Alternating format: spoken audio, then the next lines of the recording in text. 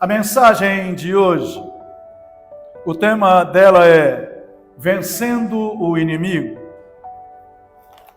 Qual é o tema? Abra comigo em 2 Coríntios, capítulo 10.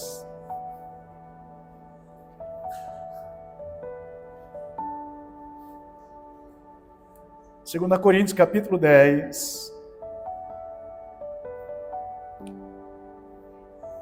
versículos 3, 4 e 5.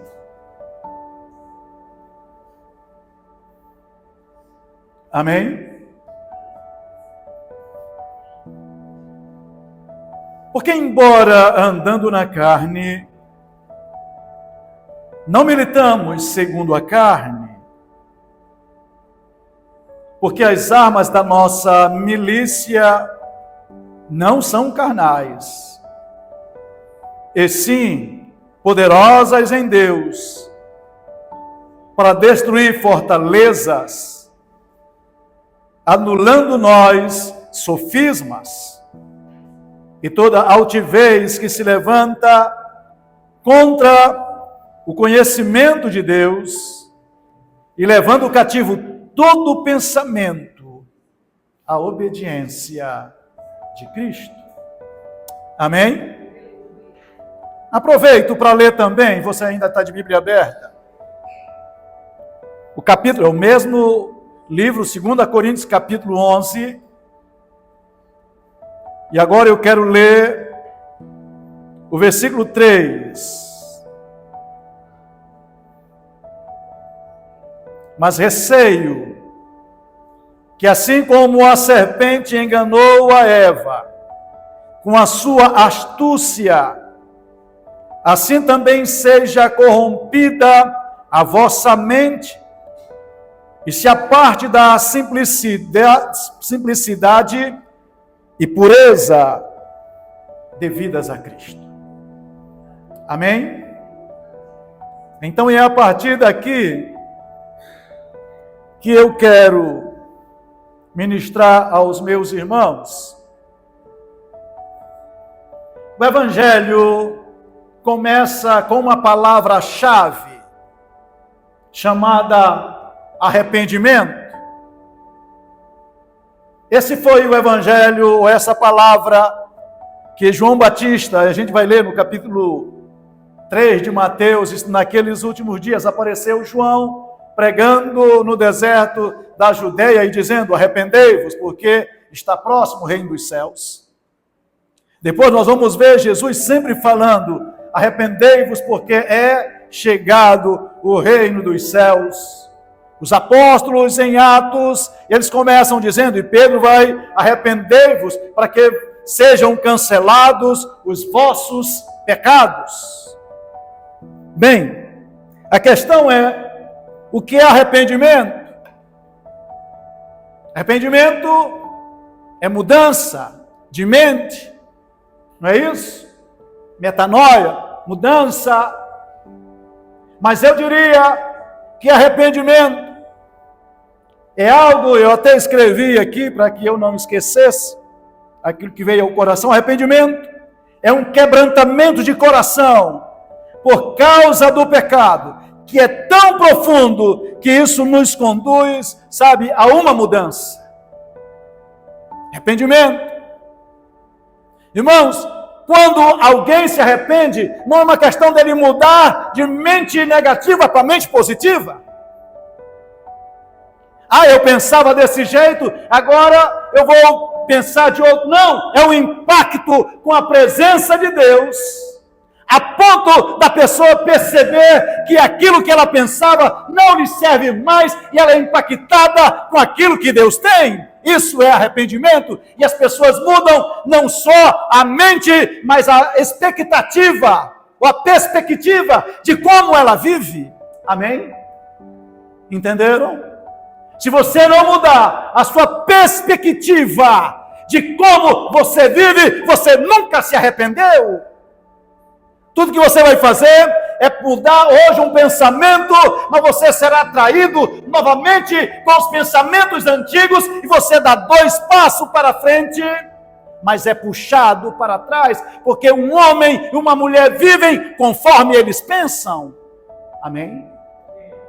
Diz Salomão que o homem é aquilo que ele pensa.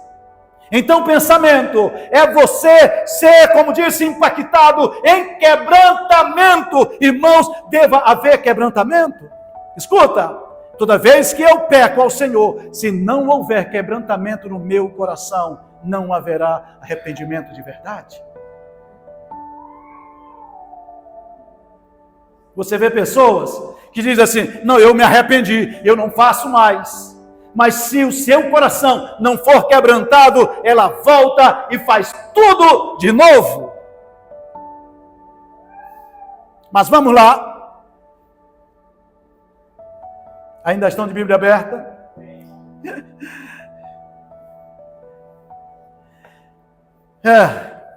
Eu diria, quando minha mente está fora de Cristo, é hora de eu me arrepender. Dizer de novo, quando a minha mente está fora de Cristo, é hora de eu me arrepender. É hora de eu mudar. É hora de eu me quebrantar. É hora de eu ir aos pés do Senhor.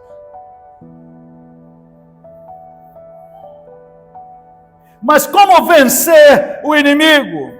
A Bíblia vai dizer, Deus, irmãos, Deus é um Deus impressionante. Ele nos colocou, sabe, Jesus disse que nos colocaria como ovelhas e nos lançaria no meio de lobos.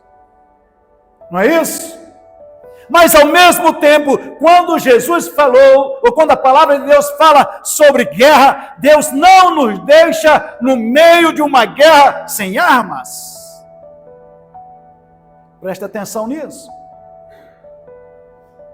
Seria muito incoerente Deus mandar você para uma batalha que Ele não fosse e não lhe desse as armas com que você pudesse lutar.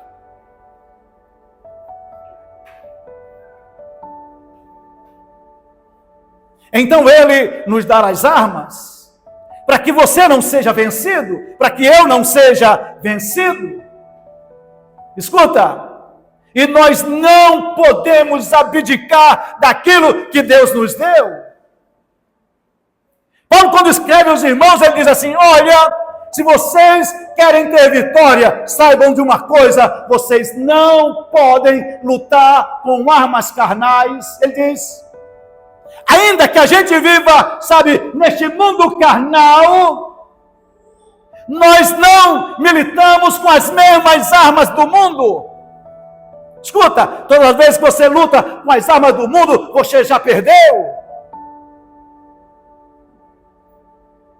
Seres espirituais, vocês são seres espirituais, amém? Tem que lutar com armas espirituais.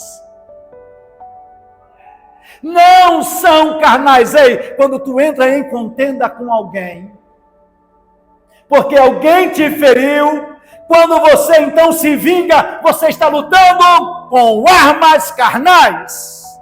E você já perdeu. Quando você não perdoa, você está lutando com armas carnais.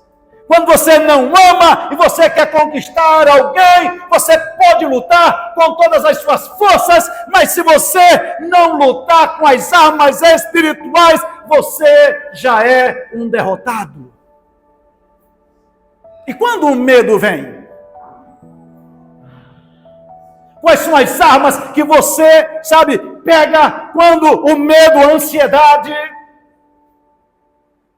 Ei, eu sei que alguns de vocês aqui são profissionais da área emocional, psíquica, e eu vou dizer uma coisa, o maior problema da nossa sociedade não são doenças físicas, mas são emocionais, dores, sabe, lutas. E eu vou dizer mais uma coisa para vocês, e ouça-me em nome de Jesus. A depressão, irmãos, ela advém, na maioria das vezes, de alguém acreditar numa mentira, em pensamentos que deprecia ela, que ela não é amada, que ela não é aceita, que não vai dar certo, que todo mundo é contra ela. Sabe, ela começa a criar, sabe, pensamentos, e por mais que se faça de tudo, ela continua acreditando que aquela mentira é uma verdade. E aí sabe o que você faz? Luta com as mesmas armas, tentando colocar um pensamento positivo, ao invés de colocar a palavra de Deus, porque é ela, irmãos, que nos liberta de toda a condenação do diabo. Amém? Agora vá para Efésios capítulo 6, versículo 10, porque, como disse a vocês, quais são as armas da nossa milícia? E Paulo vai falar, e vocês conhecem muito bem, mas eu quero ler com vocês. Efésios capítulo 6.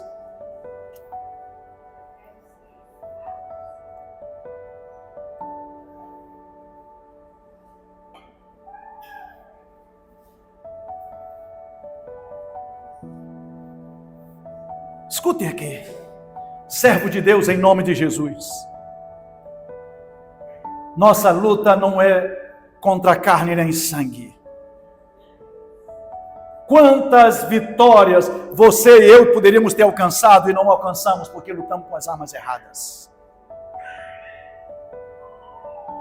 Versículo 10, acharam? Mânia, glória a Deus, achou?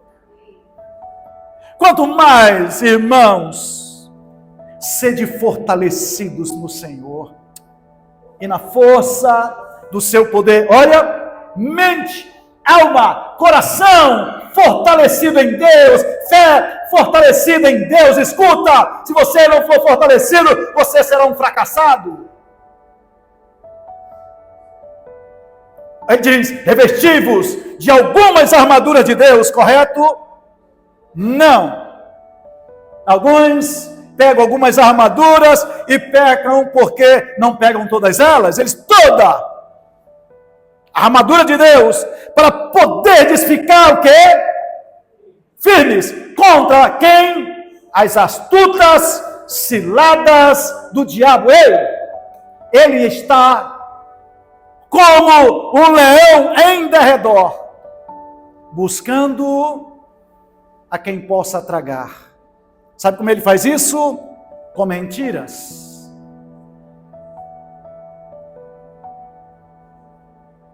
E se você, escute aqui, se você crer no mentiroso, você empodera ele. Vou dizer de novo, se você acreditar numa mentira do pai da mentira, você empodera ele sobre a sua vida. E há quantas pessoas, irmãos, vivem debaixo de mentira do diabo? Fortalecido? Não. Fracassado. Por isso temos que tomar toda, mas vamos lá, porque temos algumas coisas a falar. Aí ele começa, porque a nossa luta não é contra carne nem sangue, e sim contra quem? Principados, potestades, contra dominadores deste mundo tenebroso, contra as forças espirituais da maldade nas regiões celestiais. Ei, escuta, presta atenção, nós estamos cercados com um número de inimigos espirituais, poderosos, forças espirituais malignas, das trevas, principados, potestades, algo terrível. Agora, além disso, ele ainda é invisível. A minha pergunta, tu vai pegar um facão, uma bomba? Ei, Satanás não sai com essas coisas. Mas se você resolver sair e amaldiçoar, também não. Sair brigando contra as pessoas, também não. Mas vamos mais. Preste atenção. Nós estamos no campo de batalha, amém? Essa, escuta, e a maior batalha que nós temos é na nossa mente. Se você for derrotado na sua mente, você terá uma grande derrota. Mas se você for vencedor na sua mente, ninguém pode parar você. Amém? Continue. Portanto, irmãos, já que vocês lutam com um inimigo feroz, já que vocês lutam com um inimigo espiritual, e ele é mau, e ele sabe todas as estratégias, ele sabe as astutas ciladas, irmãos, o problema não é que muitas vezes ele vem de frente, ele vem de forma sutil, enganando. Jesus chama ele de pai da mentira. Ele vem de forma sutil, falando uma mentira, como se ela fosse uma verdade. Então, já que Deus nos colocou, irmãos, Deus poderia destruir Satanás, mas ele disse, é vocês que vão lutar. Vocês já viram que Romanos capítulo 16, versículo 20 diz assim, em breve, o Deus da paz esmagará Satanás debaixo dos vossos pés. Sabe o que ele está dizendo? É uma verdade que no final da história isso vai acontecer. Mas se vocês lutarem hoje, Satanás será destruído debaixo dos pés de vocês. Se a mente não for comprometida, então Satanás não pode nada contra a sua vida. Mas vamos mais. Portanto, prepare-se. Vai brigar, vai batalhar contra Satanás. Cuidado, prepare-se. Não entre de qualquer jeito. Não entre, como se diz, de peito aberto, sem saber o que você vai fazer. Portanto, tomai toda a armadura de Deus, para que possais resistir no dia mau. E ele vai chegar no dia mau. Sabe o que você vai fazer? Vai resistir nesse dia.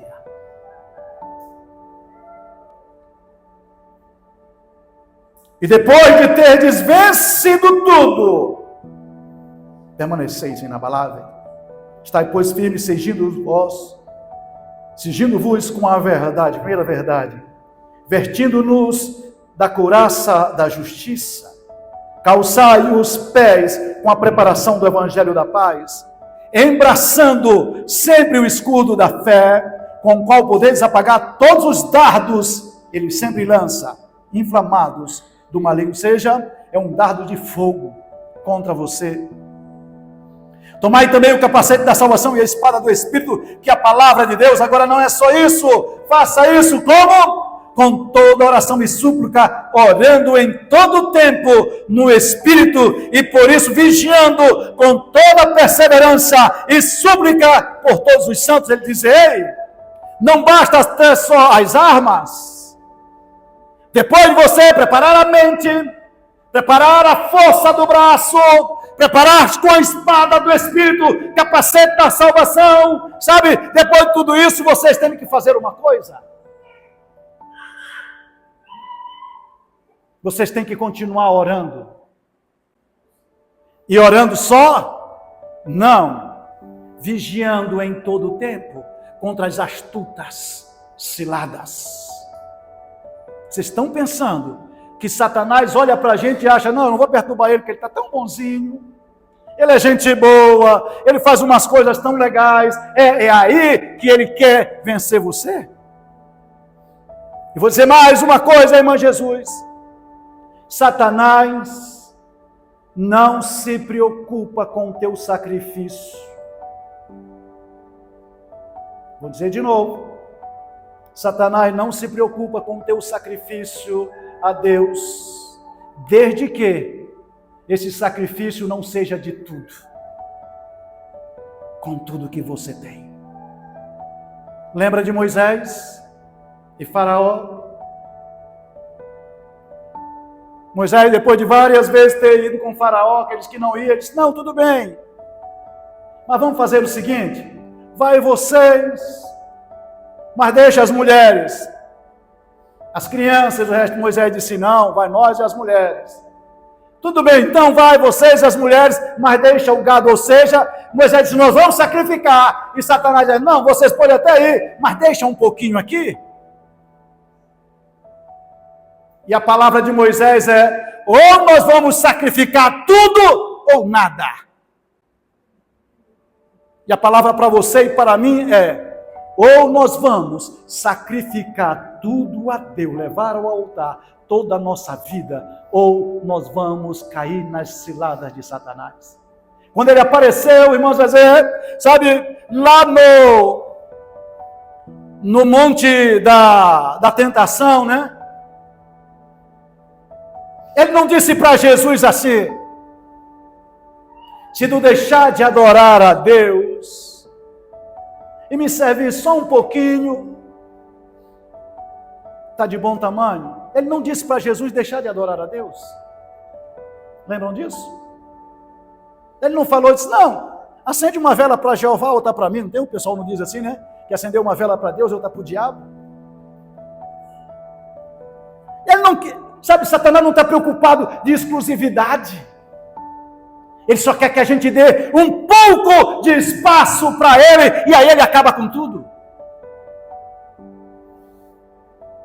Por isso as nossas armas não podem ser carnais, mas espirituais. Para quê, pastor?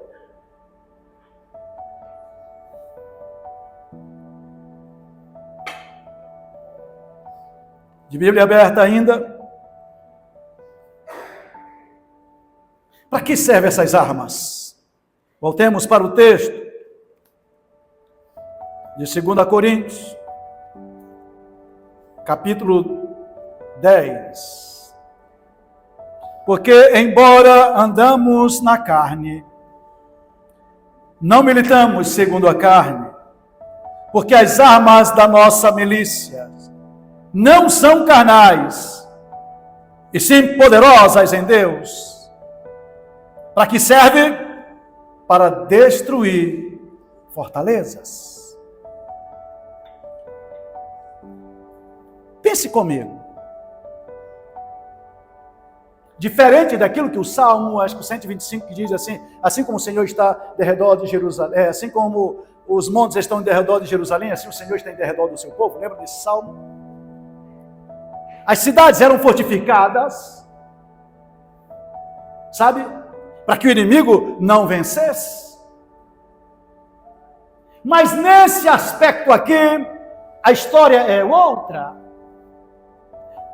O que Paulo está dizendo aqui é que Satanás fez, sabe, uma fortaleza dentro do coração. Fortalezas onde ele se esconde. É por isso que ele está dizendo assim, as armas da nossa milícia não é carnal. Porque você vai ter que destruir a fortaleza onde os demônios estão escondidos. Meu Deus, eu disse, o pastor está falando de demônio, mas eu preciso desmascarar Satanás hoje. Amém? Porque tem gente, irmãos, que estão escondendo demônios dentro do coração. Por isso que o arrependimento é de todo o coração ou não serve. Amém. Sai, Satanás, em nome de Jesus. Fortalezas, esconderijos de demônios. Um coração, irmãos, pode esconder, e a mente pode esconder coisas que você nem imagina. É por isso que quando você ouve uma palavra dessa, o Espírito Santo, e eu oro e venho orando, eu estou orando esses dias, para que o Espírito Santo, enquanto eu esteja ministrando essa palavra, o Espírito Santo traga na mente onde foi aquilo que Satanás, ou aquilo que Satanás escondeu dentro do nosso coração, e ele está lá, bem camufladozinho.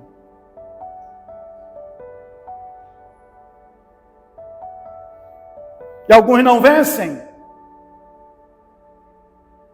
Por mais que lutem, mas há um esconderijo, e está lá. Você ora, você jejua, mas você não quebra a aliança, está lá.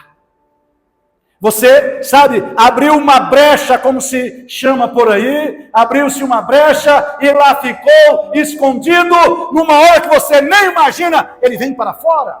Seja o ódio, seja a mentira, seja a prostituição, sabe, seja a pornografia, seja o que for, uma hora ela vai te trair, porque está lá dentro do coração. E agora Paulo está dizendo assim: ei, as nossas armas são poderosas em Deus para destruir essas fortalezas. E não são fortalezas das pessoas do lado de fora, é fortaleza dentro de nós. Ah, irmãos, tem gente que tem uma mente tão forte em esconder, em mentir, porque não quer se expor. E escuta, o Evangelho também nos leva a ser vulneráveis. Vulnerável não é diante dos homens, vulnerável diante de Deus, e chegar diante do Senhor: pequei. Lembra daquele homem que diz: pequei contra ti e contra o céu, já não sou mais digno de ser chamado teu filho, mas trata-me pelo menos como teus empregados. Deus está querendo, irmão, limpar o seu povo. E é por isso que Ele nos traz uma palavra dessa, para arrancar as ervas daninhas, as mentiras que você vive. E alguns vivem o tempo todo de derrota em derrota e não sabe quais as razões. É porque ele se tornou um lugar de esconderijo, onde Satanás vence ele naquela área o tempo todo. Mas vamos mais. Essa palavra não dá para dar muito glória a Deus, aleluia, mas dá para você pensar sobre a sua vida. Destruir fortalezas, anulando sofisma. Sabe o que é sofisma, irmãos? É uma mentira camuflada como se fosse uma verdade. Sofismas. Tem gente, irmãos, que vive o sofisma o tempo todo, mentira o tempo todo, fala até das coisas bonitas, mas por trás da sua palavra há uma mentira. Sendo derrotado o tempo todo. O pior não é quando a pessoa, sabe, lança uma mentira. É quando você acredita que aquela mentira fosse uma verdade. E como eu disse a você, e todas as vezes você acredita no mentiroso, você empodera ele.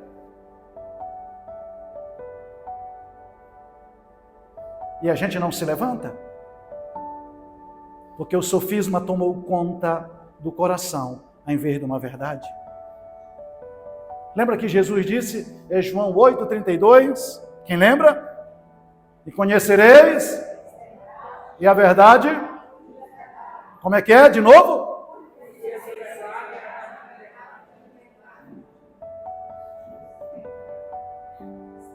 Eu estou trazendo uma verdade de Deus hoje, para que você seja liberto, para que você não viva mais enganado, uma mentira com aparência de verdade, sofismas, engano. E é aqui, irmãos, e é tão bonitinho. Aliás, a coisa começa no coração. Diz Jeremias que o mais enganoso de todas as coisas é o coração humano. Por isso, irmãos, que nós precisamos ter as armas espirituais, não carnais. Está na hora de nós mudarmos. Agora, olha o que ele diz, continua. Para destruir fortaleza, anulando o sofisma, anulando a mentira. E toda altivez. Sabe o que é altivez? Orgulho. E a palavra de Deus nos leva a tirar esse orgulho que muitas vezes está nos matando. Ei, ouça aqui em nome de Jesus, não faça de conta que não é com você, porque é com você mesmo. Orgulho, irmãos, é a causa da maior derrota da maioria das pessoas. Se você confrontar o orgulhoso, escuta, toda vez que você confrontar o orgulhoso, ele sempre tem uma desculpa.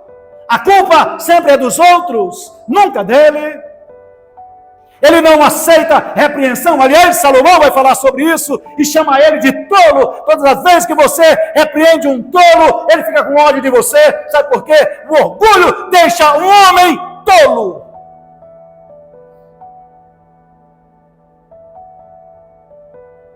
Não aceita a repreensão, é tolo. O sábio faz te agradecer.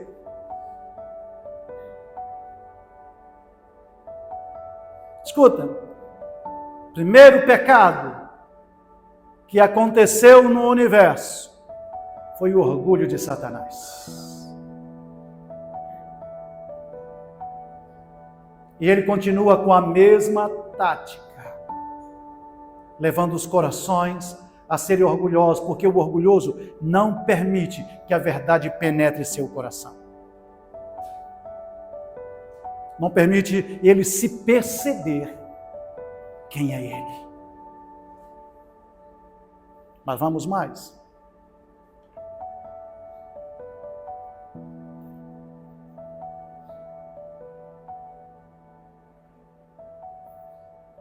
E que se levante contra o conhecimento, altivez, essa altivez que se levanta contra o conhecimento de Deus, ou seja, ele não aceita o conhecimento de Deus, ele é autossuficiente, ele não precisa do conhecimento de Deus. Aliás, você já viu pessoas que a gente vai falar isso, ele já sabe de tudo. Uma vez eu fui dar um discipulado,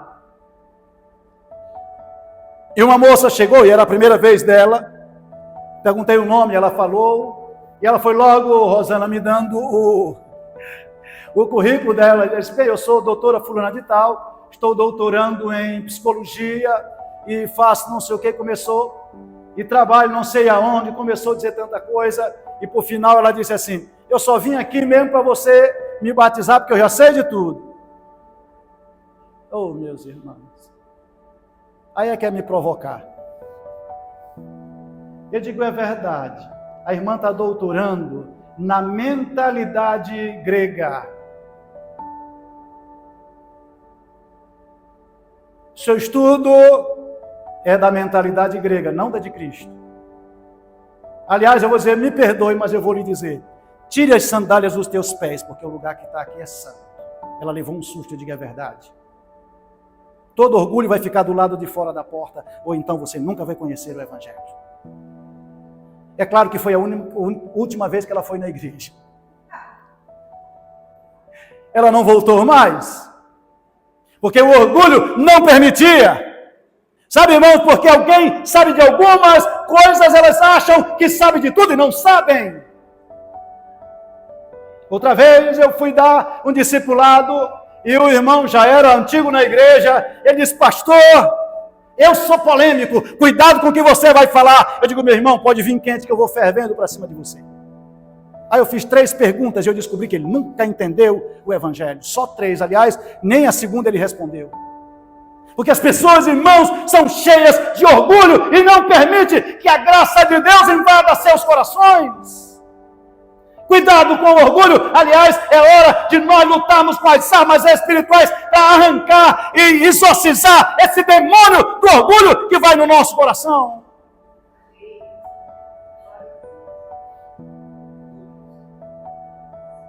Pastor, hoje devia ser mensagem da cruz e eu estou falando da cruz. Porque a mensagem da cruz é loucura para os que se perdem, mas para nós é poder de Deus. Mas Deus quer confrontar a gente. Armas. Pare de lutar com suas próprias armas, você não vai vencer. Pare de lutar. Não invente mentira, não crie história. Não faça coisa para pensando que todo mundo é trouxa. Ninguém é. Uma hora você cai na mesma armadilha que você armou para os outros. Cuidado, que foi assim que aconteceu com aquele camarada que fez uma forca, sabe, para Mardoqueu, eu lembro o nome dele, foi Amon? Amã, obrigado. Foi Amã que fez uma forca de 25 metros de altura e disse: eu vou enforcar aquele camarada, porque ele não sabia que ele estava fazendo para ele próprio. O orgulho daquele homem levou ele à destruição. Escuta, nós, porém, temos a mente de Cristo. Agora caminhe comigo. Quando você entra no Evangelho, você troca a mente carnal com a mente espiritual. Amém? Você começa com a mente de Cristo desse tamanho. Estou falando desse tamanho, é só para dar uma ideia. Mas à medida que você vai avançando na caminhada, a sua mente deva ser cada vez maior, a mente de Cristo governando a sua mente. Amém?